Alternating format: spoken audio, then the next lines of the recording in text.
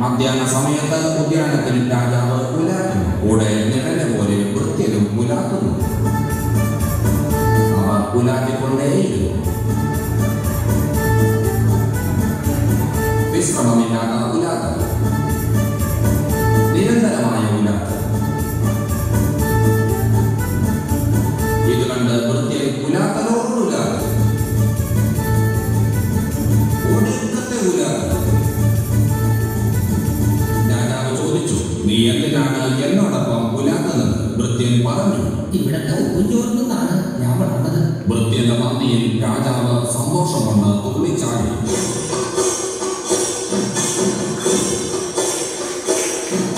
ചാടിക്കൊണ്ടേയിരുന്നു. നിരന്തരമായ ചാട്ടം. കാര്യമറിയാതെ വൃത്യനും തുള്ളിച്ചാടി. ചാടലോട് ചാട്ടം, ഒടുക്കത്തെ ചാട്ടം.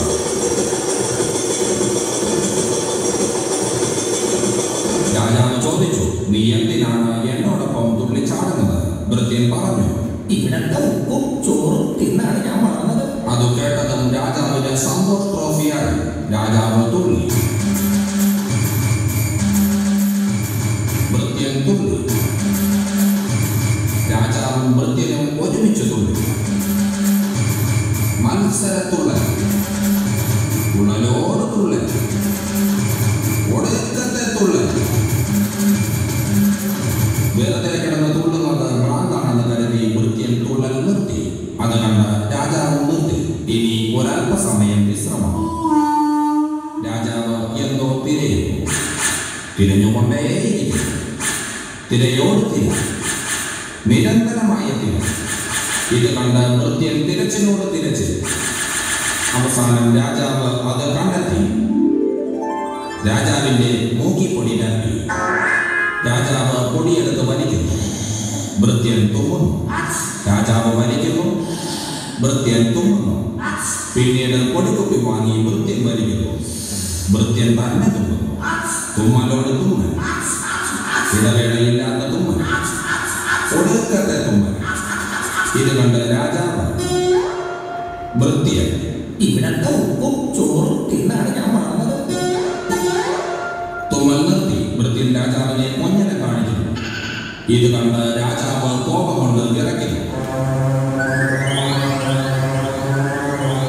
ഭയങ്കര വിറയും. വൃത്യൻ പേടിച്ചു വിറയ്ക്കുന്നു.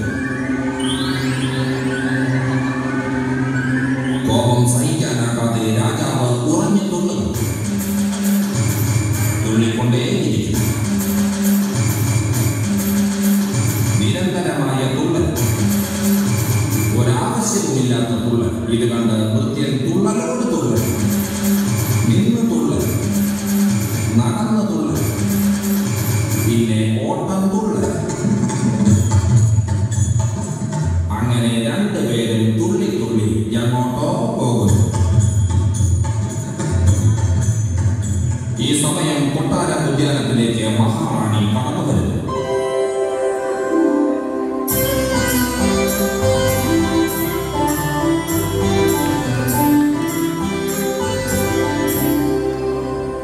റാണി പുലാത്തുന്നു. വീണ്ടും പുലാത്തുന്നു. പുലാത്തിക്കൊണ്ടേയിരിക്കുന്നു. അവസാനം പുലാത്തൽ നിർത്തി നൃത്തം ചെയ്യുന്നു.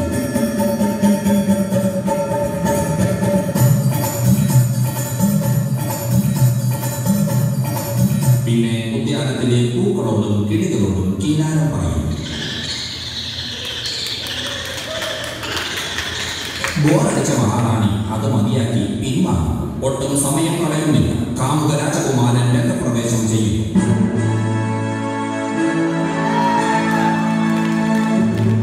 രാജകുമാരൻ ആരെയോ തിരയുന്നു. വീണ്ടും തിരയുന്നു. തിരഞ്ഞുകൊണ്ടേയിരിക്കുന്നു. ഈ സമയം രാജകുമാരി എഴുന്നള്ളുന്നു.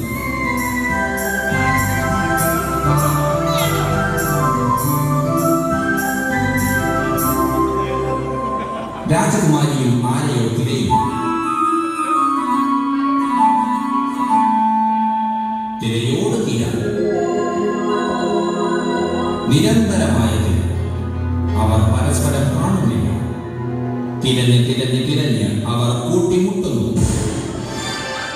അവർ ചിന്തിച്ചു, ചിരിച്ചു, തലകുഴഞ്ഞ് ആലോചിച്ചു. ആരായിരിക്കും എന്നും വരട്ടെ എന്ന് കരുതി അവർ പരസ്പരം നേരിൽ കാണുന്നു. വീണ്ടും കാണുന്നു. കണ്ടുകൊണ്ടേയിരിക്കുന്നു. ആ കാണൽ പിണക്കം മറന്ന് ഇണക്കമാകുന്നു. അത് സ്നേഹമാണ്. പ്രേമമാകുന്നു, പ്രണയമാകുന്നു, പ്രണയത്തിന്റെ പ്രളയമാകുന്നു. ഈ സ്വർഗത്തിലേക്കൊരു കട്ടുറുമ്പായി ഈ കാഴ്ച കണ്ടുകൊണ്ട് രാജാവും ഭൃത്യനും പ്രവേശിക്കുന്നു. രാജാവ് ഇത് കണ്ട് പൊട്ടിത്തെറിക്കുന്നു. വീണ്ടും പൊട്ടുന്നു, വീണ്ടും തെറിക്കുന്നു. രാജാവ് ദേഷ്യം കടിച്ചമർത്തുന്നു. ഭൃത്യൻ ദേഷ്യം കടിച്ചമർത്താതെ യുദ്ധം ചെയ്യാൻ പ്രേരിപ്പിക്കുന്നു. പ്രേരിപ്പിച്ചുകൊണ്ടേയിരിക്കുന്നു. പ്രേരിപ്പിക്കലോട് പ്രേരിപ്പിക്കുന്നു. തന്റെ വിശ്വസ്ത സേവകന്റെ സൗജന്യ ഉപദേശം രാജാവ് മുഖവിലക്കെടുത്തു. തുടർന്ന് വാളെടുത്തു. ഇത് കണ്ട് രാജകുമാരനും വാളെടുത്തു. രാജകുമാരിയെ ഗാലറിയിലിരുത്തി ഭൃത്യനെ റഫറിയാക്കി അവർ അംഗം വെട്ടാരംഭിച്ചു. നിരന്തരമായ പടവെട്ടി മടുത്തു, വെട്ടിക്കൊണ്ടടുത്തു. രാജാവ് ഭൃത്യനെ നോക്കി, ഭൃത്യൻ രാജകുമാരനെ നോക്കി, രാജകുമാരൻ പുറത്തിരിഞ്ഞ് രാജകുമാരിയെ നോക്കി. ഈ തക്കം നോക്കി രാജാവ് രാജകുമാരനെ ആഞ്ഞു കുത്തി. മരണപ്രാളത്തിൽ രാജകുമാരൻ ചെയ്ത ഉപകാരത്തിന് നന്ദി സൂചകമായി രാജാവിനും ഒരു കുത്തുകുത്തി. തന്റെ പ്രാണനാഥനും പിതാവും പടവെട്ടി മരിച്ചത് കണ്ട് കുമാരി വിതുമ്പി. വീണ്ടും വിതുമ്പി, വിതുമ്പിക്കൊണ്ടേയിരുന്നു. വേദന സഹിക്കാനാകാതെ കുമാരി അച്ഛന്റെ ശരീരത്തിൽ നിന്നും വാള് വലിച്ചൂരി സ്വയം കുത്തി കാലം ചെയ്തു. ഈ സമയം ഊണിന് കാലമായി എന്ന് പറഞ്ഞ് ക്ഷണിക്കാൻ വന്ന മഹാറാണി ഈ ദുരന്ത കാഴ്ച കണ്ട് നെഞ്ചത്തടിച്ചു, നിലവിളിച്ചു, ഹൃദയം പൊട്ടി മരിച്ചു. ഇപ്പോൾ ഇതിനെല്ലാം സാക്ഷിയായി ഭൃത്യൻ മാത്രം. കണ്ണടച്ച് തുറക്കും മുമ്പേ കൺമുന്നിൽ രണ്ട് കൊലപാതകം, ഒരു ആത്മഹത്യ, ഒരു സ്വാഭാവിക മരണം.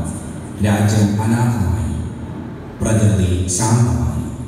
കൊട്ടാരത്തിലെ ഉപ്പും ചോറും നിന്ന് വളർന്ന ഭൃത്യൻ നിന്നു വിതുമ്പി. എന്റെ അച്ഛനെ പോലെ ദൈവത്തെ പോലെ ഞാൻ സ്നേഹിക്കുകയും ബഹുമാനിക്കുകയും ചെയ്യാം. എന്റെ മഹാരാജാവ് അമ്മയെ പോലെ എന്നെ സ്നേഹിച്ചേക്ക് വെച്ചു വിളമ്പിത്തന്ന അമ്മമാരാണ്.